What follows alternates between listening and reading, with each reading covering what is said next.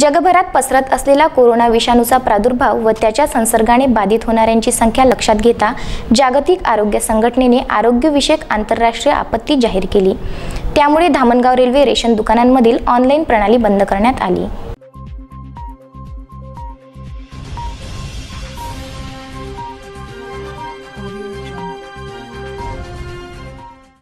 जगभरात पसरत असलेला कोरोना विषाणूचा प्रादुर्भाव व त्याच्या संसर्गाने बाधित होणाऱ्यांची संख्या लक्षात घेता जागतिक आरोग्य संघटनेने आरोग्यविषयक आंतरराष्ट्रीय आपत्ती जाहीर केली आहे।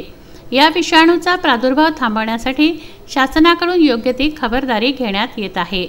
सरकारी स्वस्त धान्य दुकानाची ऑनलाईन प्रणाली असल्याने नागरिकांना अमरावती जिल्ह्यात कोणत्याही दुकानातून अंगठा देऊन धान्य मिळवता येत होते।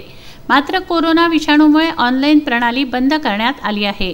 ऑनलाईन प्रणालीत थंब द्यावा लागत असल्याने ही ऑनलाईन प्रणाली 31 मार्चपर्यंत थांबवण्यात आली आहे। मात्र बाहेर गावाहून रेशन घेण्यासाठी येणाऱ्या गरीब ग्राहकांना याचा फटका बसू लागला आहे।